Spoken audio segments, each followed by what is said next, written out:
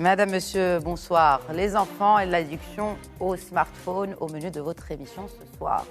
Les enfants sont très attirés par les smartphones et les écrans de manière générale, mais la dépendance n'est pas toujours très loin et les conséquences peuvent être très graves.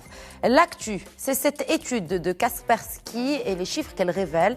Au Maroc, 9 enfants sur 10 utilisent quotidiennement un smartphone. Près de 7 enfants sur 10 disposent de leur propre appareil. Ils sont de plus en plus jeunes à être connectés.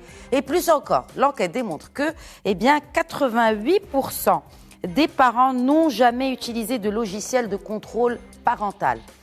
On apprend aussi que l'usage pathologique des écrans, des jeux vidéo et d'Internet commence à se développer dans notre pays, bien que ces problématiques restent actuellement ignorées au niveau de notre santé publique. En effet, une autre étude épidémiologique effectuée par un cabinet privé, cette fois en 2020, sur un échantillon de 800 adolescents âgés de 13 à 19 ans à Casablanca. Cette étude révèle que 40% d'entre eux ont un usage problématique d'Internet et environ 8% sont en situation d'addiction. Les parents se disent dépassés lorsqu'il s'agit de protéger leurs enfants dans le monde en ligne et cherchent les meilleurs moyens et outils pour y parvenir. Alors comment et quand le téléphone portable peut-il constituer une menace pour les enfants alors que la pandémie a imposé un usage régulier des écrans, notamment pour l'enseignement ? Comment gérer cette situation ?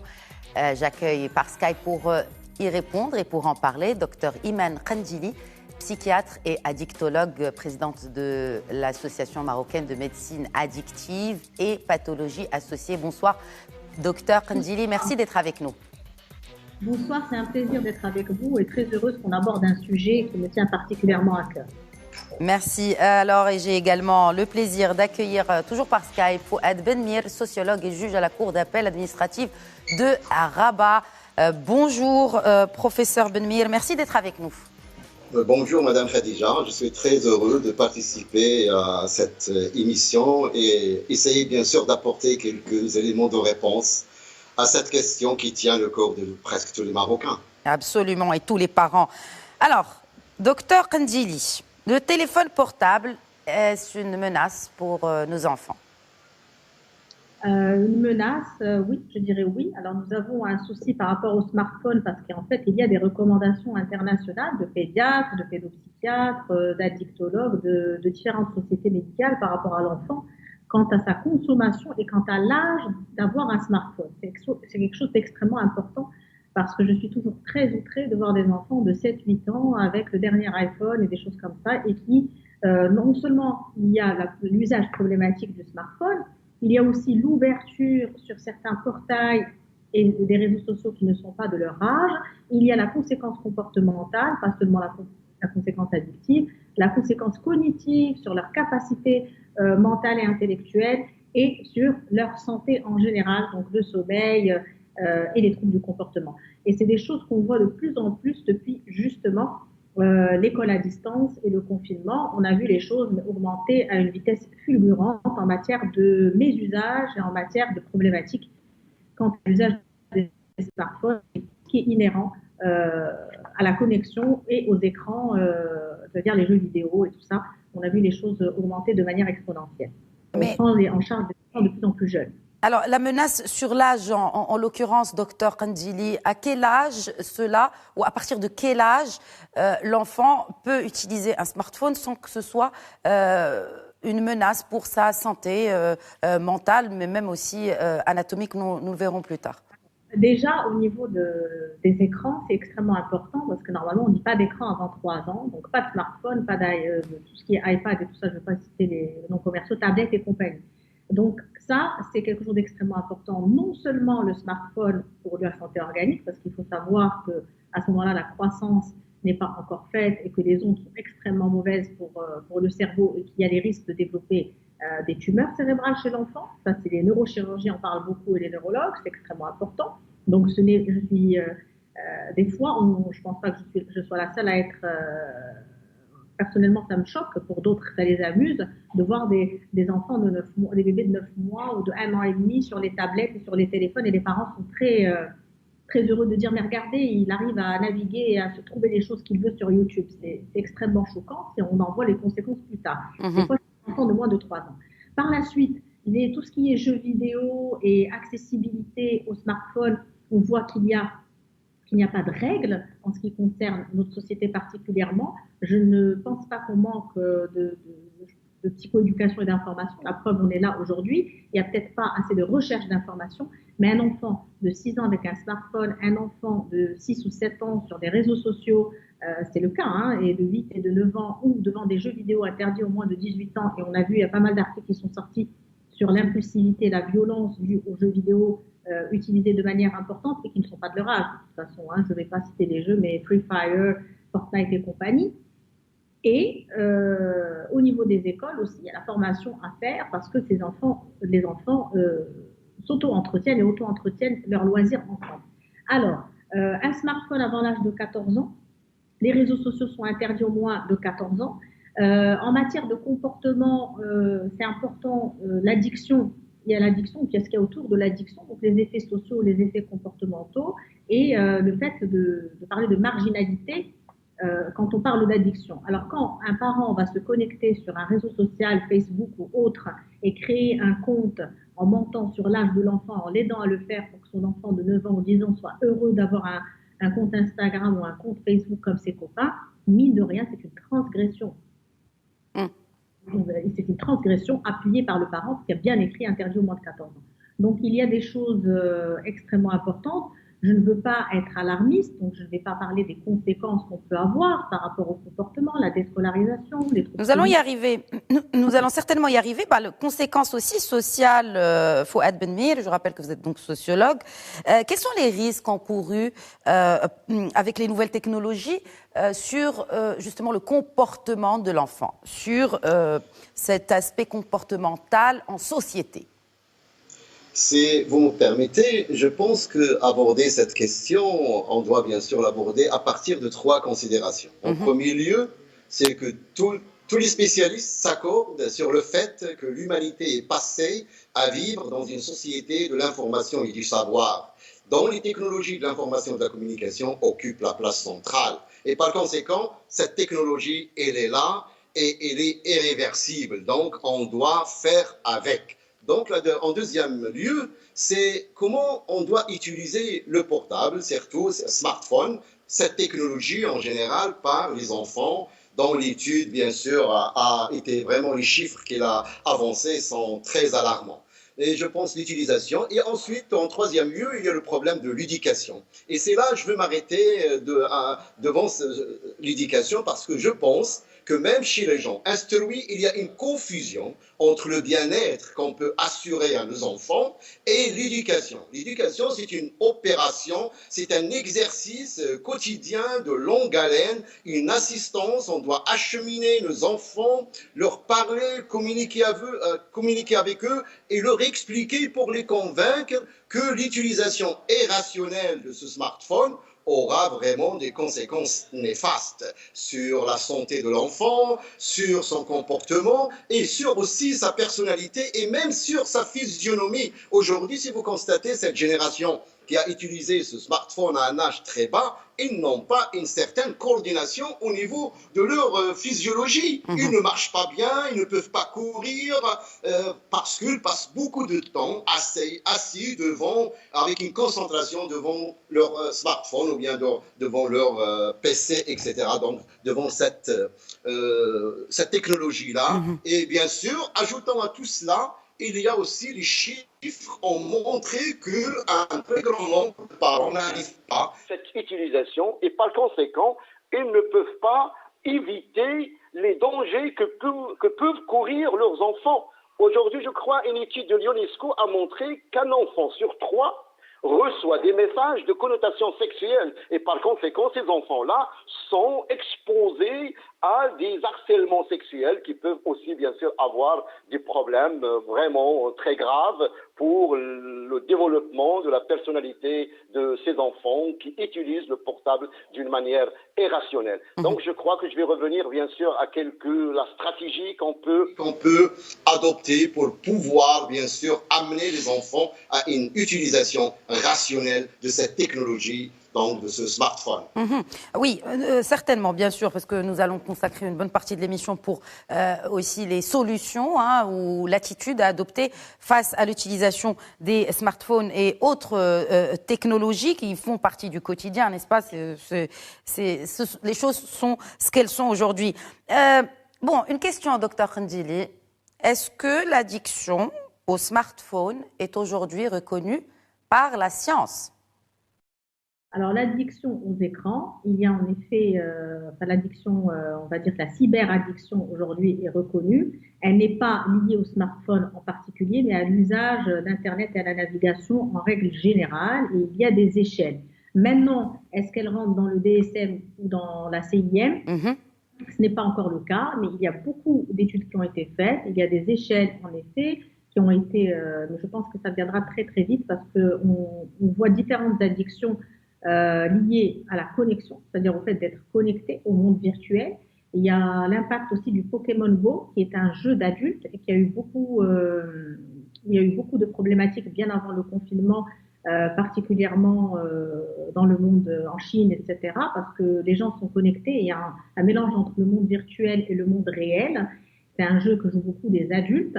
Et bon, il y a eu la dame qui a oublié la poussette de son fils sur le quai d'une gare. Il y a eu plein de choses comme ça, parce qu'il y a une difficulté après à différencier les deux.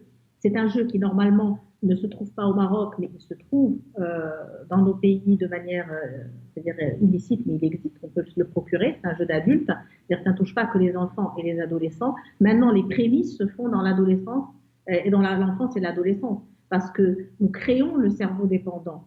C'est extrêmement important dans le sens où la relation est affective.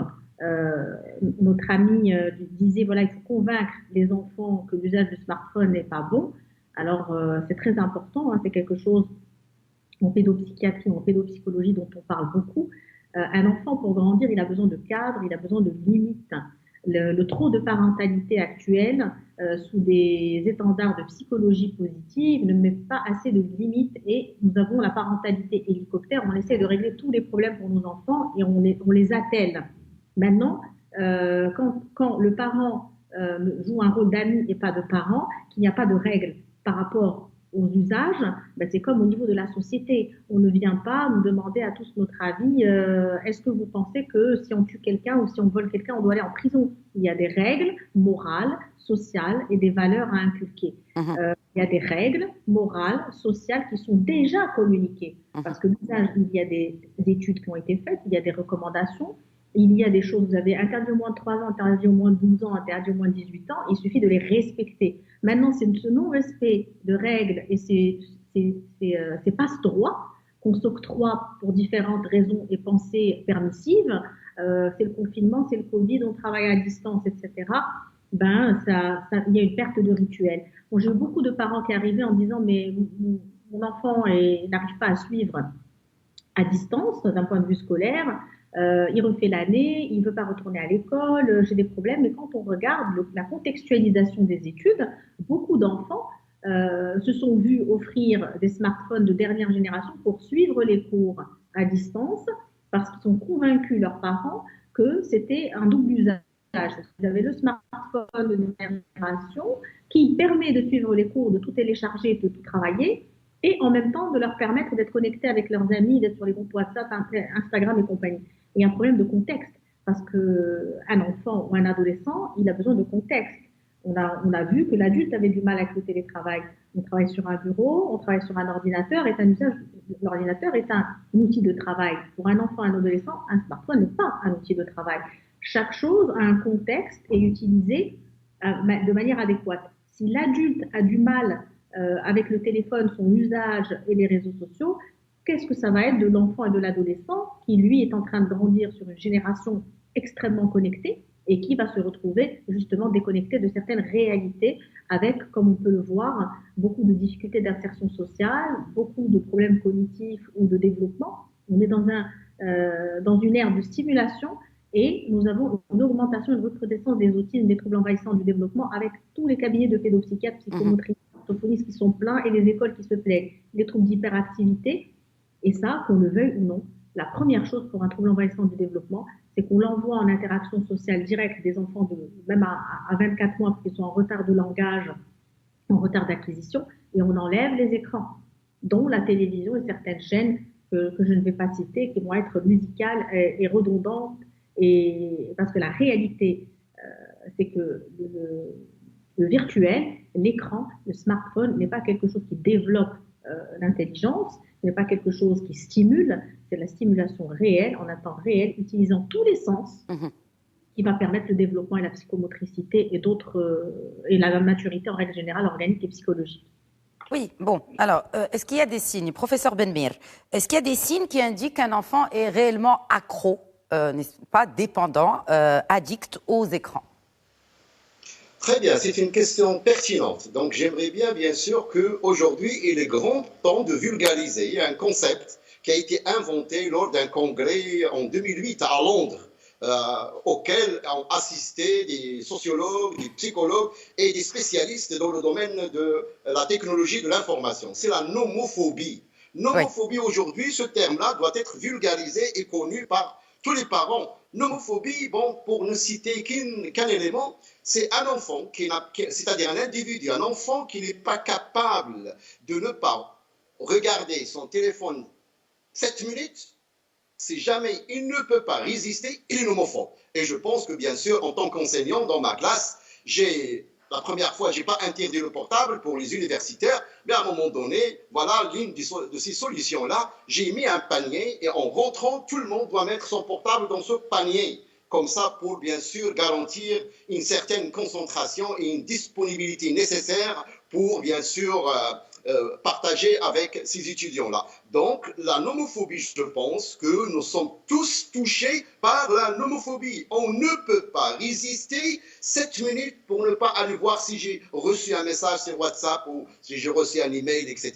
Donc, je pense qu'on utilise mal le portable dans notre société. Et je peux dire, en tant que sociologue, dans les pays où on n'a pas une technologie, une culture technologique, bien sûr, on utilise mal les outils qui ne sont pas produits, qui n'émanent pas de notre environnement culturel. Et donc, je pense que les enfants, c'est-à-dire, je parle aussi de cette génération-là, les parents doivent être très vigilants. Il y a des parents qui disent, bon, on n'a pas une formation technologique et par conséquent, on ne peut pas suivre ce que nos enfants font. Mais je pense qu'il y a beaucoup de spécialistes partout dans les villes, éparpillés dans les villes. On peut aller voir quelqu'un qui manipule quotidiennement des applications et placer une application de contrôle pour quand même suivre où surfe mon fils dans cet océan bleu qui peut, si jamais il n'est pas contrôlé, je crois que les conséquences seront très néfastes. Nous allons revenir à cette question de contrôle parental. D'ailleurs, j'ai relevé tout à l'heure un des chiffres qui ont été révélés par cette étude et cette enquête. 88% des parents n'ont jamais utilisé de logiciel de contrôle parental, parce qu'encore une fois, c'est une connaissance technologique, comme l'a expliqué professeur Benmir. Alors, docteur Kandili, la nomophobie, donc on a compris que c'était l'addiction par le manque. Est-ce que c'est propre aux smartphones? Est-ce que c'est propre aux écrans, à Internet, aux nouvelles technologies? Non, c'est propre à tout comportement addictif, c'est-à-dire de dépendance. Parce que l'addiction au smartphone ou la cyberaddiction relève aussi des critères de Goodman, relève aussi à l'échelle de Jung pour ça, par rapport à l'addiction au smartphone ou à la cyberaddiction. Donc, ce sont les mêmes critères. C'est tout simplement le fait de devoir rester en lien en permanence. Ce n'est pas propre. Maintenant, il y a des termes en fonction, comme on va parler de bigorexie pour l'addiction au sport, il y a des termes qui vont ressortir de manière plus structurée pour certaines choses ou pour certains comportements communément admis par rapport à des comportements marginaux ou de consommation de substances. Maintenant, l'un n'empêche pas l'autre parce que l'addiction au smartphone ou l'addiction liée, on va dire, à l'usage des différents portails sur Internet, que ce soit les réseaux sociaux, que ce soit les jeux vidéo, etc., pour différentes raisons, ce sont des choses qui sont aussi une ouverture sur les jeux par Internet et on appelle ça en fait, et sur le jeu pathologique, donc les jeux d'argent. Ça aussi, c'est un problème parce qu'il est très facile de jouer à l'adolescence à distance.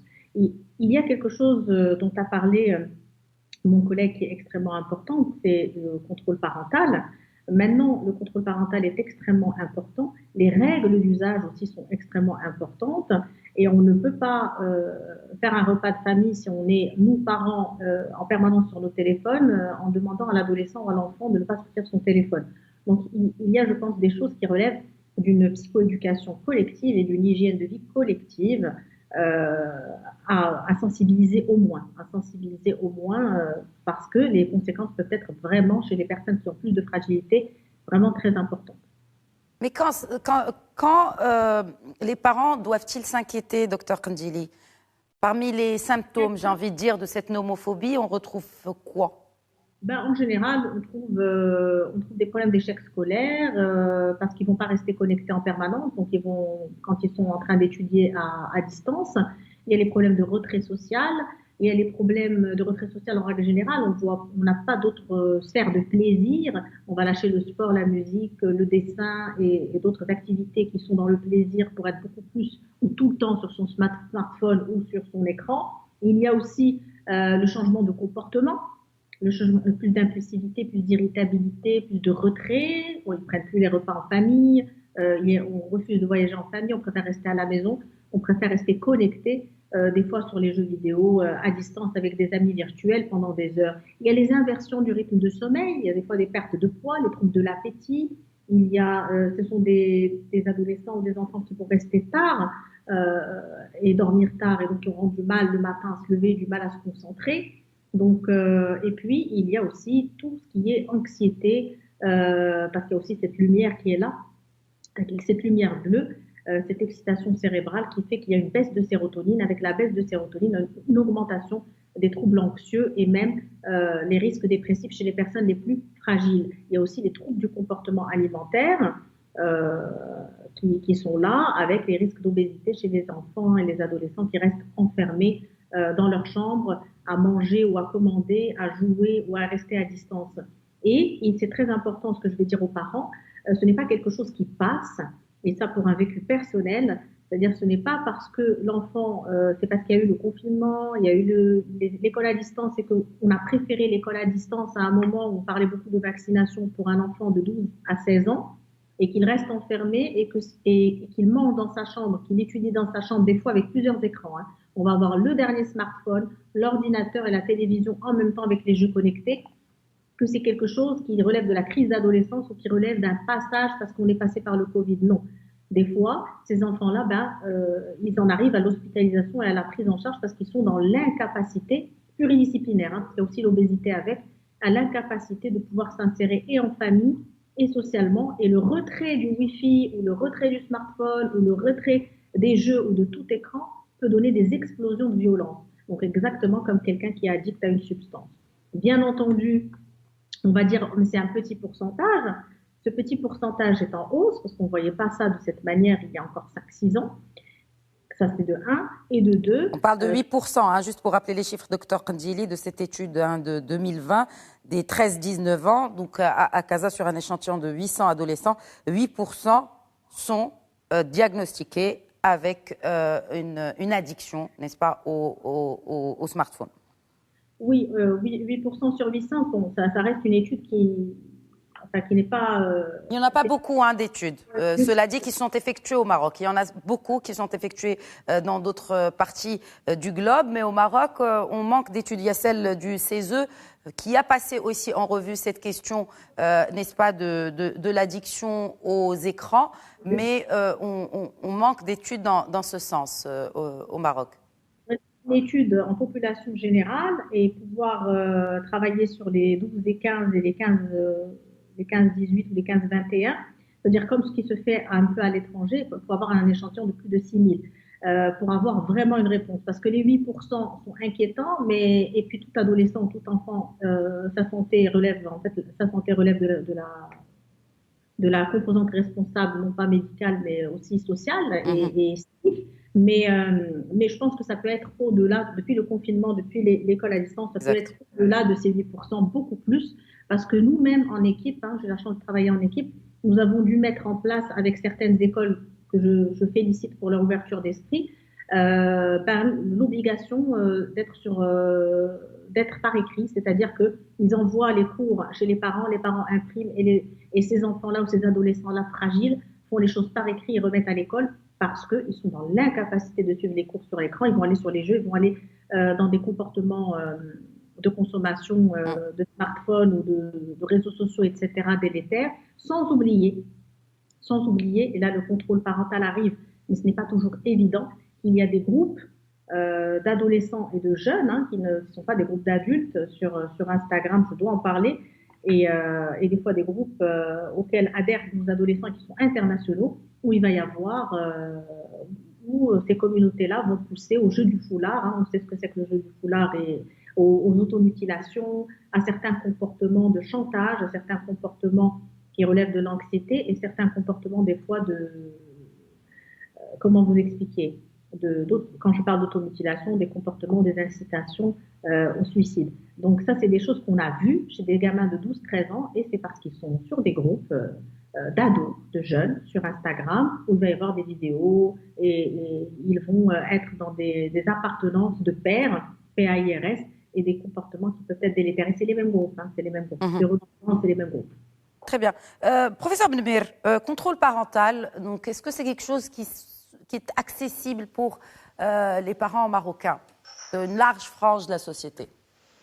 Donc, Khadija, je vais encore une fois répéter, bien sûr, cette technologie, elle est là. We must do it. Reste la question, comment former notre génération, nos enfants, à utiliser ce smartphone d'une manière rationnelle. Et déjà, il s'appelle smart, il est intelligent. Donc, on doit former nos enfants à être aussi intelligents pour ne pas être manipulés par ce smartphone. Car tout ce que les enfants passent, comme l'étude a montré, passent vraiment des heures devant cet écran-là. Mais qu'est-ce qu'ils véhiculent, qu'est-ce qu'ils partagent comme information? Laissez-moi vous dire qu'on est en train d'instaurer une ingénierie de l'ignorance. C'est une culture de futilité qu'on partage via ces technologies de l'information. Par conséquent, on va former une génération avec une culture de futilité dépourvue de l'esprit critique et de l'esprit d'analyse. Et par conséquent, on aura une génération qui n'est pas capable d'avoir une vraie culture et ils partagent tout simplement cette futilité qui est, malheureusement, la majorité écrasante ne fait que véhiculer cette futilité-là via ces technologies de l'information et de la communication. J'aimerais bien qu'il est temps, il est grand temps, qu'on essaye d'établir des règles de gestion au sein de la famille et au sein de toutes les institutions de socialisation. On doit commencer par la famille. On doit se mettre d'accord, bien sûr, dans une famille, quand on rentre le soir à 20 h, tout le monde doit mettre son portable dans un coin. On ne va plus l'utiliser. Sinon, il n'y aura pas de communication au sein de la famille. Et comment on va éduquer nos enfants s'il n'y a pas une communication quotidienne, s'il n'y a pas une discussion avec nos enfants? On ne peut jamais, bien sûr, on va les laisser des proies faciles à cette technologie. Donc, je crois qu'on doit établir des règles de gestion au sein de la famille, au sein des collèges. Moi, je le dis, je suis pour que les établissements scolaires, on doit interdire le portable. Quand vous dites établissement scolaire, on parle ici de collège et lycée, professeur Benmir? Oui, collège et lycée, bien sûr. Je le dis toujours, moi je suis très fier que mon pays, le Maroc, est rentré dans cette société de l'information et des savoirs très tôt par rapport aux pays africains et arabes. Cette technologie est là, on ne peut pas la contourner, mais reste comment utiliser cette technologie. Sinon, cette technologie, on peut tirer beaucoup d'avantages de l'utilisation de cette technologie, mais avec des règles de gestion bien précises. Combien de temps l'enfant doit passer devant son écran, je dois bien sûr un petit peu contrôler où surfe mon fils et ma fille, sinon parce que, voilà, malheureusement, ce bien-être est confondu avec l'éducation. J'ai deux enfants, voilà, ils ont leur chambre, ils ont tous les acquis, ils ont leur tablette, leur smartphone, et pour moi, ma mission est terminée là. Non, la mission n'est pas terminée là. Il faut aller vers l'éducation. L'éducation, comme je viens de le dire, c'est un exercice quotidien, c'est une communication quotidienne, c'est une discussion quotidienne. Je dois bien sûr expliquer, on doit expliquer à nos enfants, on doit les convaincre pour une utilisation rationnelle de ce smartphone. Sinon, on va perdre nos enfants et on va les laisser, bien sûr, à la proie de cette technologie que, bien sûr, ils véhiculent de la futilité. Je ne généralise pas, mais je crois que la majorité ne véhicule, ne partage que ces informations qui ne vont leur ramener à rien et qui ne vont pas contribuer à la formation de leur personnalité. Vous avez parlé de proie, justement. Les enfants aussi sont proies au cyberharcèlement. Est-ce qu'on détient des données fiables à ce sujet-là, en ce qui concerne le cyberharcèlement que subissent ces enfants, parce que finalement, ils le subissent un peu partout dans le monde. Mais qu'en est-il du Maroc? Est-ce que vous pensez qu'aujourd'hui, on en est vraiment, réellement conscient? Je pense que, Khadija, vous suivez ce qui se passe même au niveau des adultes et au niveau des gens qui ont un niveau d'instruction. C'est plus grave quand ça se passe chez les enfants. Très aidé. Mais chez les enfants, bien sûr, l'UNESCO, dans une étude, il a dit qu'un enfant sur 3 reçoit des messages de connotation sexuelle. Donc, on n'est pas à l'abri, bien sûr, de ces messages.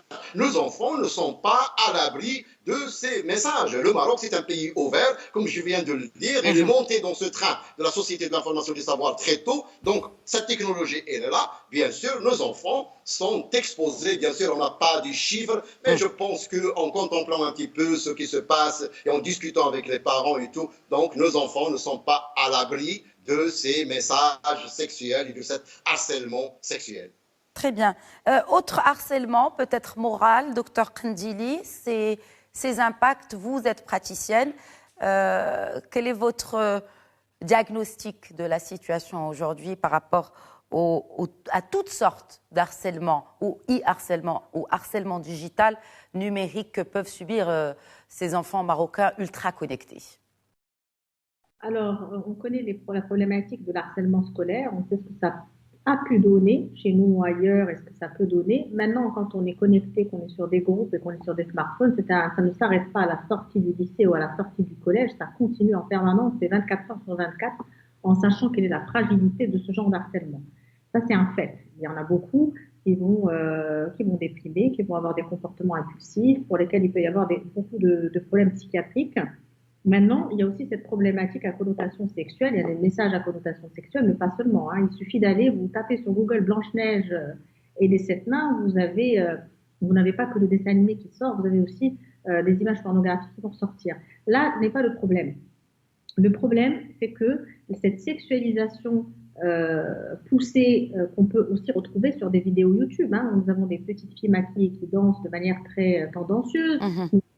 Des jeunes filles de 13 ans qui ressemblent à des jeunes femmes de 25 ans. Non, mais c'est la tendance aussi, docteur Kandili, parce que, en fait, c'est très fin, la limite entre cette pédopornographie, parce qu'il faut appeler les choses telles qu'elles sont, et cette tendance qui se répète au quotidien, que l'on remarque sur les réseaux sociaux, et bien tout simplement une hypersexualisation des mineurs, tout simplement.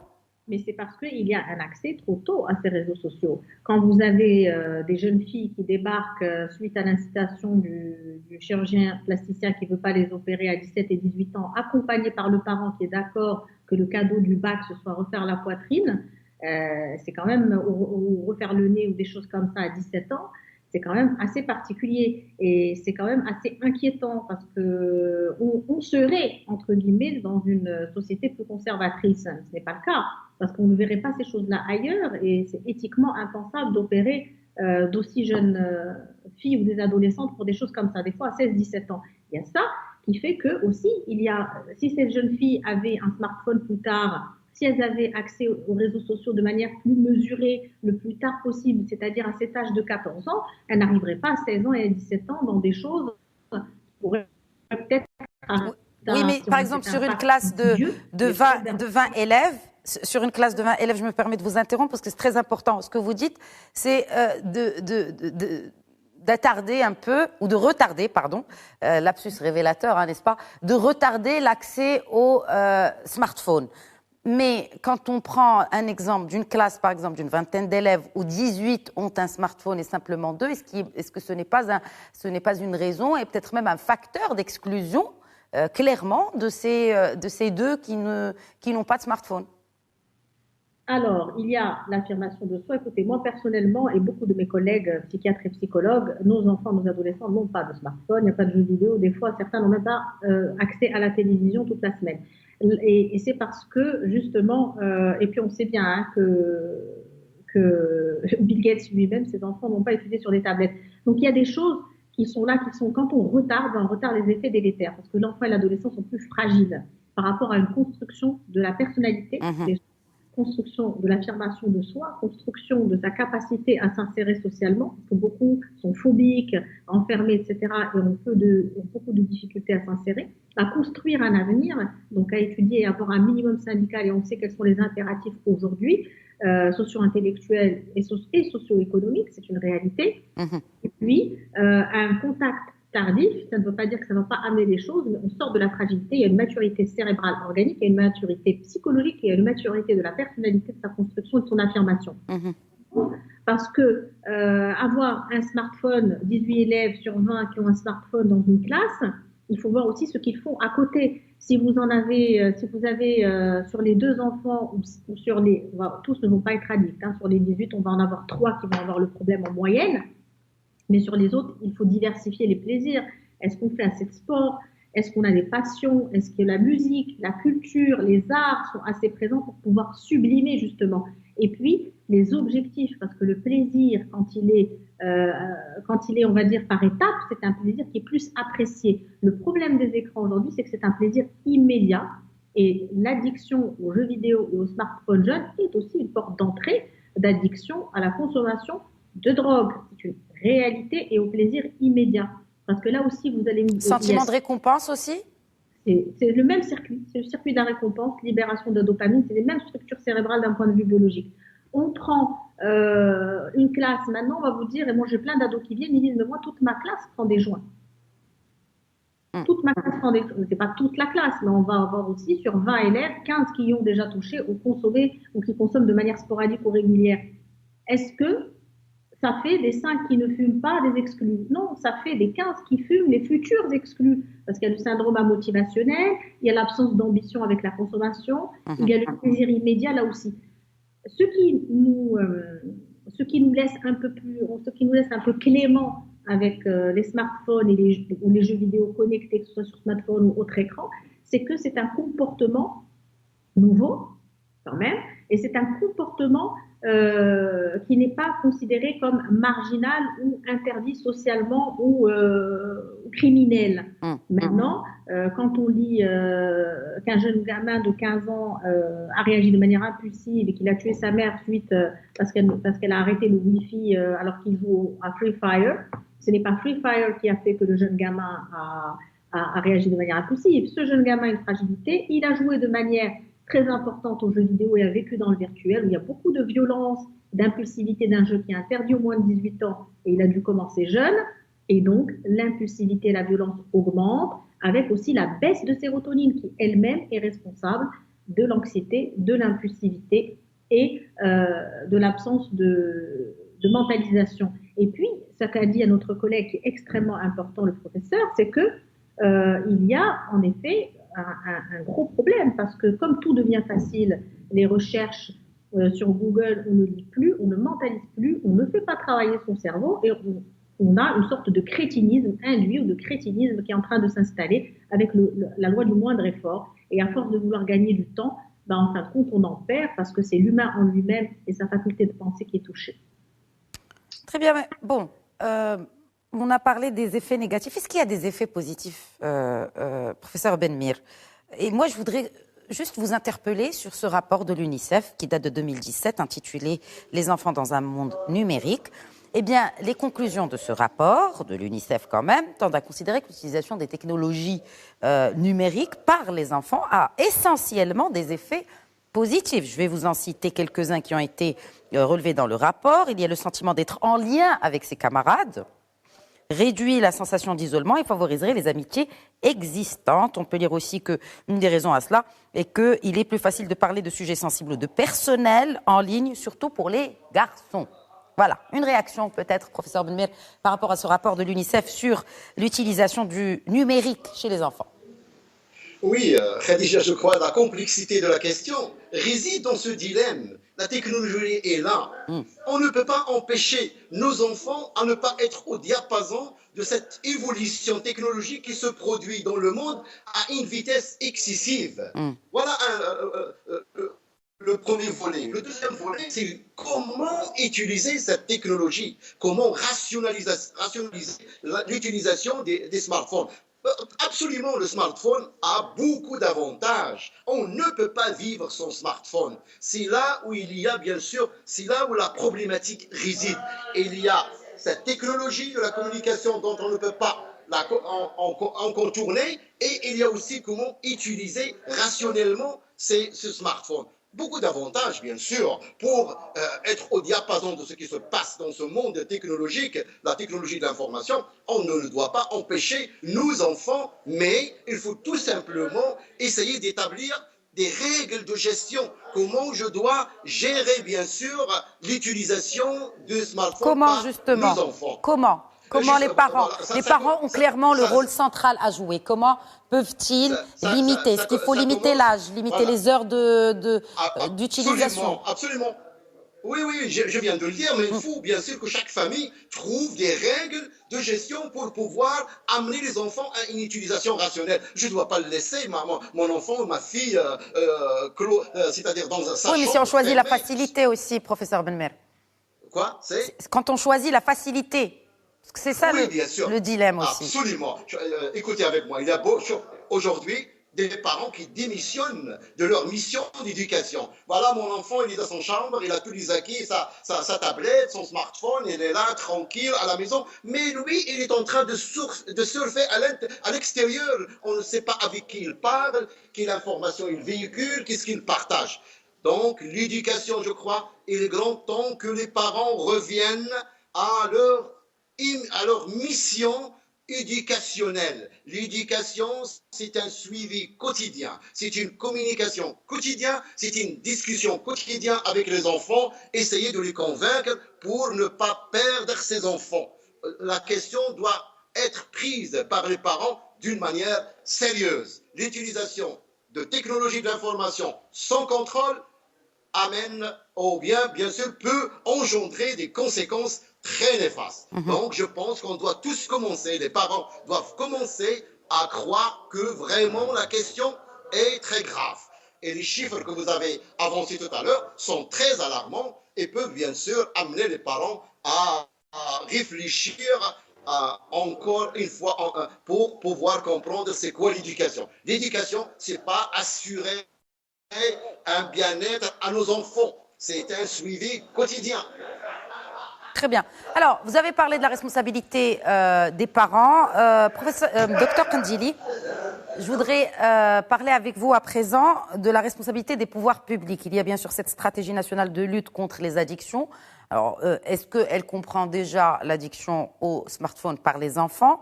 Et qu'est-ce qui pourrait être fait davantage pour mieux, n'est-ce pas, parlons d'addiction de manière générale et en particulier des smartphones, l'utilisation néfaste de la technologie pour les enfants. Qu'est-ce qui pourrait être fait afin d'éviter le pire pour les prochaines générations? Alors, il y a l'implication des pouvoirs publics, c'est une affaire civique, en effet, de sensibilisation, de prévention, mais aussi de réduction des risques, au moins en mettant en place des choses, comme a dit notre collègue au niveau des écoles, l'interdiction effective des smartphones au niveau des écoles, et puis déceler, avoir au niveau scolaire des cellules d'écoute et des formations des professeurs à pouvoir déceler la problématique quand ils ont des enfants et des adolescents avec cette problématique avant qu'elle grandisse et qu'elle ouvre la porte sur d'autres choses. Maintenant, il y a aussi la sensibilisation liée à la psychoéducation des parents. Il y a un fossé générationnel, technologique et digital. Maintenant, il y a des effets positifs et négatifs. Ceux aujourd'hui qui défendent le tout technologique et le tout digital n'ont pas, alors ils ont grandi en jouant au foot, ils ont grandi en touchant la terre, ils n'ont pas grandi avec des smartphones dans les mains, d'où le bon usage et on va dire certains sillons très positifs du smartphone ou des différents outils connectés. Il faut vraiment garder ça en tête. Donc la mentalisation, les structures cérébrales ont eu le temps de pousser pour faire la caricature. Et puis le parent doit jouer son rôle de parent. C'est-à-dire que l'autorité parentale est importante, bien entendu dans un gant de velours. La communication est importante. Écouter, communiquer et garder un lien de discussion est important. Se renseigner est important. Faire confiance à son enfant, c'est important. Mais nous ne pouvons pas faire confiance à une toile qui régit le monde et on ne sait pas qui est derrière chaque écran. Donc ça, c'est des choses importantes. On ne peut pas laisser juste son enfant naviguer au bon vouloir, puisque l'adulte lui-même, vous lui faites confiance, il peut y avoir des dérapages. Le parent doit jouer son rôle de parent. Il y a une sensibilisation à faire au niveau de l'enseignement, au niveau des professeurs, donc qui sont un facteur éducationnel, et au niveau de la parentalité, en la déculpabilisant et qu'elle puisse jouer un réel rôle de parent cadrant et à l'image de la société et à l'image des pouvoirs publics, justement. Merci. Merci. Un dernier mot, professeur Benmer, pour clore cette discussion. Oui, voilà, je pense que les décideurs en matière de l'éducation et de l'enseignement, il s'avère aujourd'hui très important de programmer une discipline qui, bien sûr, apprend à nos enfants une utilisation rationnelle de cette technologie de l'information, qui est incontournable. Parfait. Un dernier mot, docteur Kandili. Je pense que c'est très intéressant de pouvoir en parler aujourd'hui. Je vous en félicite de pouvoir avoir ce genre de sujet. Aujourd'hui, plus que jamais, avec justement l'école à distance, il est très important de pouvoir former, de pouvoir sensibiliser, de pouvoir prévenir pour ne pas avoir ce phénomène boomerang. Vous avez parlé de facilité. Moi, c'est ce que j'ai dit aux parents souvent. Je leur dis, oui, c'est sympa d'être au resto avec des bébés sur le téléphone et des enfants. C'est sympa de voir votre adolescent qui ne vous embête pas sur son écran ou dans sa chambre, qui a des amis virtuels et vous êtes rassuré de le voir dans sa chambre, ce qui n'est pas dehors. On a tendance à penser que dehors, c'est dangereux, mais c'est faux parce c'est beaucoup plus dangereux sur leurs écrans, c'est beaucoup plus dangereux dans leur chambre, comme ça, enfermés. Et puis, ça donne beaucoup plus de difficultés aux parents parce que quand il y a des troubles qui démarrent, quand il y a des difficultés, de la souffrance qui démarre, eh ben, ça nécessite beaucoup plus d'énergie que le peu d'énergie qu'on peut mettre en place pour mettre les règles dans l'enfance. Absolument, et tous les effets néfastes que l'on a bien expliqués lors de cette émission. En tout cas, je comprends la gravité de la situation et c'est notre rôle aussi en tant que médias de mettre la lumière sur cela et de donner aussi des pistes pour les parents qui nous regardent afin de mieux protéger leurs enfants de ce fléau qui reste, encore une fois, comme le disait professeur Benmer tout à l'heure, qui reste présent dans notre quotidien et en sachant aussi qu'il y a des parents qui sont eux-mêmes addicts aux écrans. Merci beaucoup, docteur Iman Kandili, d'avoir répondu à nos questions. Merci à vous pour l'invitation et merci de votre intérêt. Et merci également au professeur Fouad Benbir d'avoir répondu à nos questions et d'avoir exprimé son avis, ses avis à ce sujet qui concerne l'avenir du Maroc. Merci. Merci Khadija pour cette question qui est vraiment très importante. Absolument, absolument. Merci à vous. Voilà, c'est la fin de Questions d'Actu. Je vous remercie pour votre fidélité. Très bonne soirée.